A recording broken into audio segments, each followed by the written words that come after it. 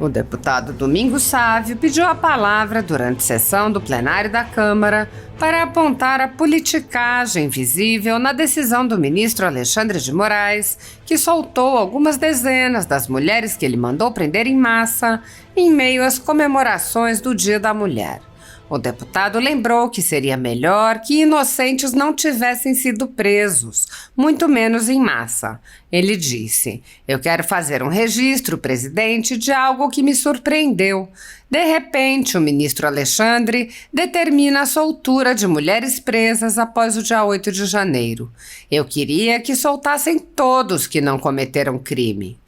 O deputado questionou se as mulheres permaneceram presas por quase 2 meses apenas para serem soltas na data comemorativa e questionou ainda por que homens inocentes que foram presos não mereceriam ser soltos.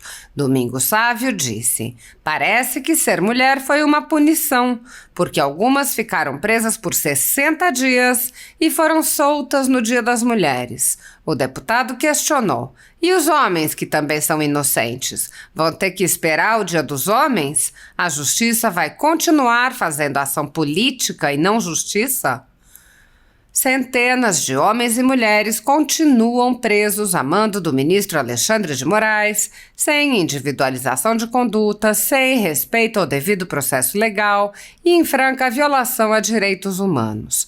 Nos inquéritos conduzidos pelo ministro, medidas cautelares sem previsão em lei são impostas a pessoas sem foro privilegiado, sem que o Ministério Público seja sequer ouvido, e as cautelares são mantidas pelo tempo que o ministro desejar, sem direito de defesa nem acesso ao devido processo legal.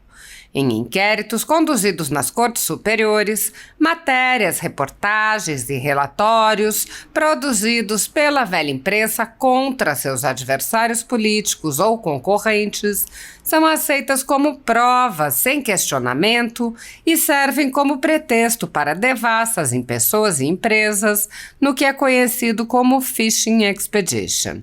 O resultado das devassas é compartilhado com a velha imprensa, que então expõe seus concorrentes, apresentando atos banais como se fossem crimes, em matérias que servem como base para novos atos contra a concorrência.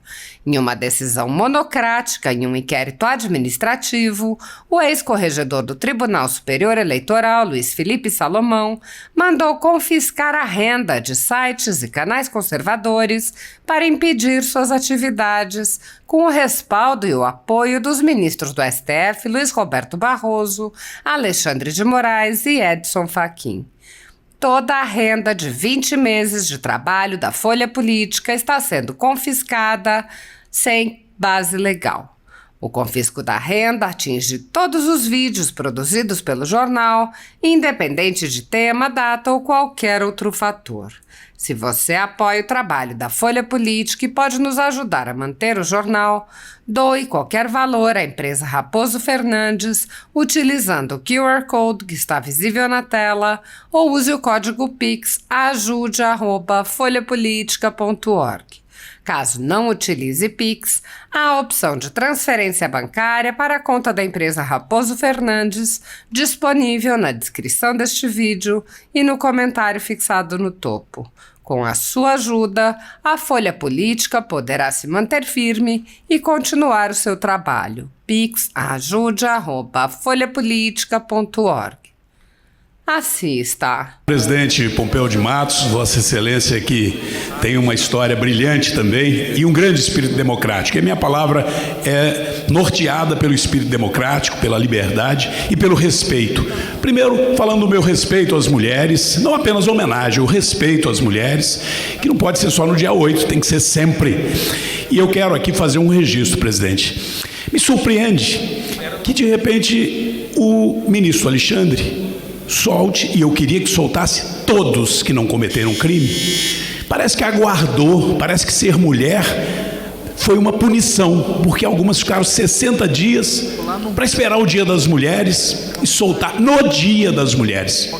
Bom, e os homens, que também são inocentes? Vai ter que esperar o Dia dos Homens? ou a justiça vai continuar fazendo ação política e não justiça? E uma outra coisa, presidente, rapidamente. Eu ouvi a manifestação do deputado Nicolas. Eu conheço bem o deputado Nicolas. É uma figura determinada, séria, um cristão, uma figura que tem princípios e valores essenciais, e a sua manifestação foi de homenagem às mulheres. Ele usou os seus mecanismos, o seu jeito de se comunicar, e fez também a defesa das suas ideias. Agora, levar para a comissão de ética alguém porque defendeu as suas ideias, não agrediu, não ofendeu, não usou nenhuma palavra tosca, isso é um absurdo. Liberdade é essencial, essa casa tem que defendê-la. Caro proponente, deputado Fred Linhares, em primeiro lugar, as boas-vindas ainda à Casa do Povo, parabéns pela eleição, muito merecida, e é bom tê-lo como parceiro aqui nessa casa pelas boas causas, inclusive e sobretudo da segurança pública, que é a primeira prioridade de todo representante. Aquele que elegeu outra prioridade pode até fazê-lo porque sabe que, de alguma forma, existem aqueles que estão trabalhando pela segurança pública, seja na Câmara dos Deputados, seja no Senado da República, porque sem segurança pública não existe Estado. Ele nasceu para isso. Nós estamos aqui a homenagear a Polícia Civil do Distrito Federal nesse lamentável caso e uma tragédia inominável mesmo, não à toa o nome da operação. Eu quero aqui saudar, portanto, meus colegas deputados, a deputada Bia Kiss, deputado Sargento Faur, que já fizeram excelentes manifestações a respeito do caso e também dos elogios proferidos à Polícia Civil, e me somo a eles. Também o senhor Sandro Torres Avelar, que é secretário de Estado de Segurança Pública do Distrito Federal, o senhor Ricardo Nogueira Viana, que é delegado-chefe da 6ª Delegacia de Polícia Civil do Distrito Federal, o senhor Rafael Abrão, delegado da 5ª Delegacia Regional de Lusiânia e Goiás, e também os representantes aqui do Estado de Minas Gerais da Polícia Civil. Quero fazer uma homenagem especial também à dona Antônia, que vi ali ao fundo, com muita emoção, acompanhando o Minuto de Silêncio, única sobrevivente dessa chacina. Eu quero, neste momento também em que nós tratamos de investigações policiais e, portanto, também tratamos de instrumentos que o Estado de Direito e a Constituição nos garantem, para tratar dos casos recentes que nós estamos vendo de abuso de autoridade, aliás, nem tão recentes assim, já faz alguns anos que nós estamos acompanhando o agigantamento do Supremo Tribunal Federal sobre todas as demais instituições, inclusive sobre este Parlamento, que segue, na maioria dos momentos, acovardado e ajoelhado diante de atitudes unilaterais, monocráticas, de ministros que se acham acima do bem e do mal, inclusive desrespeitando a nossa Constituição, que é a base para qualquer tipo de investigação que vossas senhorias conhecem tão bem como policiais. Eu vejo desânimo nos operadores do direito e nas forças policiais em virtude do que está acontecendo no Brasil, desânimo decorrente da insegurança jurídica. O policial já não sabe mais até onde pode ir. As autoridades que fazem investigação já não sabem mais quais são exatamente as suas competências, porque algumas estão sendo usurpadas ilegalmente. Isso é completamente, deputado Fred Linhares, completamente atentatório ao Estado de Direito e à democracia no Brasil. Esses são ataques verdadeiros à democracia, e não à toa, agradeço o apoio de Vossa Excelência, estamos propondo a CPI do abuso de autoridade do Supremo Tribunal Federal e do TSE, e sei que já contamos com a assinatura de Vossa Excelência para que ela seja realidade aqui na Câmara dos Deputados e, por que não dizer, no Congresso Nacional, por meio de uma CPMI, uma Comissão Parlamentar Mista de Inquérito, que é um próximo passo depois de obtermos as assinaturas. Eu nem sei direito o que falarei daqui para frente, fiz algumas anotações, mas eu quero informar a todos aqui presentes, também a que nos acompanha, que ontem eu estive no presídio da Colmeia, citado pela governadora Celina Leão, visitando muitas mulheres, aliás, as mulheres que estão lá presas em virtude das manifestações do dia 8 de janeiro. Eu não sei bem o que dizer, porque me tomou uma forte emoção enquanto ouvia os seus relatos e percebia que, em que pese sempre fui defensor e continuo sendo de punições adequadas, de acordo com a lei e a Constituição, a quem vandaliza, a quem quebra tudo. E, lamentavelmente, muitas manifestações na história desse país ocorreram sem responsabilização nenhuma. Em que pese deixe isso claro, eu observei nos olhos e nas falas de muitas daquelas mulheres, mães de família, professoras, pessoas que são, muitas delas humildes, simples vendedoras de cachorro-quente nos seus bairros, a injustiça que está sendo cometida. Estou aqui com várias cartas que me entregaram por meio das grades na cela, em que são relatados fatos inacreditáveis. Muitas das que hoje estão presas chegaram ao QG para uma manifestação na noite de domingo. Não tiveram qualquer participação nos atos de vandalismo. E outras tantas que ali estiveram, refugiaram-se nos recintos do plenário do Senado, ou no seu subsolo, do próprio Palácio do Planalto, com a chegada da polícia e o medo de, porventura, ser acometido por algum tipo de bomba ou de armamento, de quem quer que fosse. Muitas pessoas estão lá sem o devido processo legal. Aliás, arrisco dizer que todas estão lá sem que o devido processo legal seja garantido.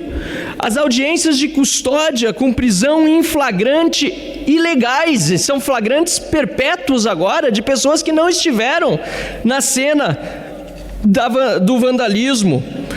A impossibilidade de acesso à defesa, a falta de acesso aos autos, agora a própria falta de acesso às filmagens que o governo federal, o governo Lula, está impossibilitando por meio de um sigilo nas imagens das câmeras.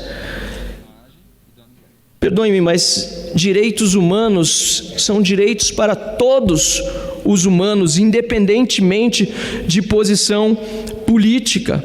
E está ocorrendo uma desmoralização, inclusive, das polícias. Eu ontem, na visita à colmeia, encontrei uma esposa de militar que tentou, que está lá também, e encontrei uma policial penal do estado do Rio Grande do Sul que também está lá presa. E todas essas pessoas lá, independentemente de terem ou não cometido atos de vandalismo, precisam do devido processo.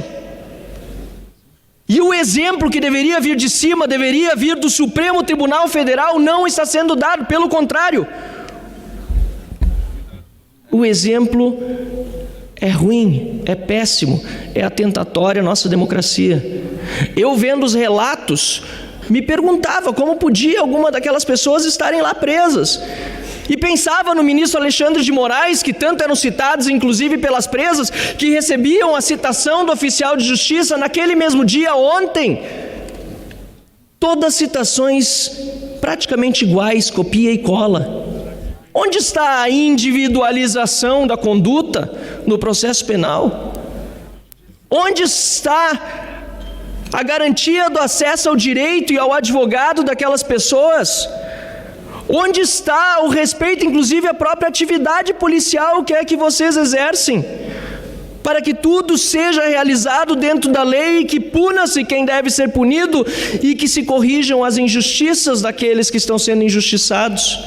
E quando vi algumas daquelas mulheres, mães de família, dizendo: eu tenho um filho de 3, outro de 7 anos, cuido do meu pai que está com câncer, não tenho mais contato com eles, estou aqui, vim para uma manifestação pacífica, porque imaginava poder entregar o melhor para os meus filhos, justamente no futuro, e agora não posso vê-los. Mensagens que recebi aqui para entregar a filha de 18 anos que completava ontem aniversário, a quem a mãe não tinha mais acesso. Eu me perguntava: Alexandre de Moraes, como é possível você fazer isso com essas pessoas, sem o devido processo, de forma injusta? Eu nunca cometi crime, eu não tenho nenhum motivo para estar na cadeia, Mas eu sou cristão e sou pecador como todos os humanos, e muito provavelmente eu tenho muito menos pecados do que muitas das mulheres que estão lá dentro. Se é por pecados cometidos, me troque por uma dessas mulheres e me coloque dentro da cadeia, Alexandre de Moraes, se Vossa Excelência tem coragem.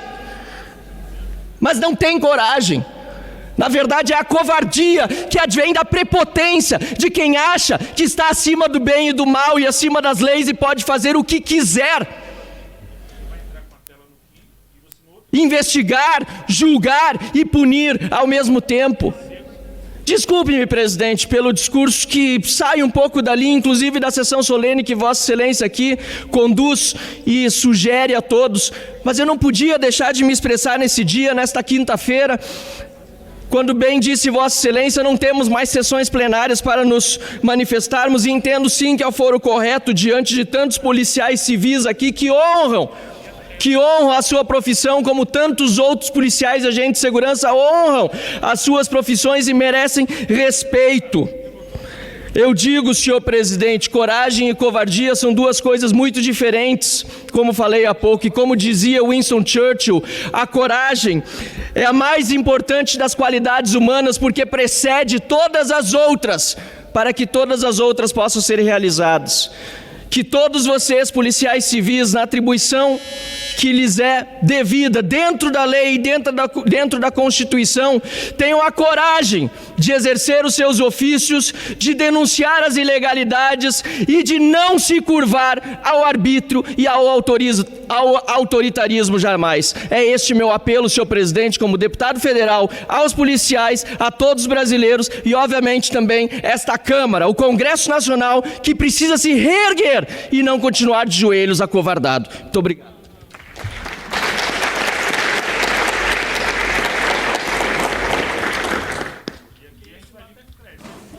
Obrigado, senhor. Deputado Van Hatten, belas palavras. Muito obrigado mesmo, viu?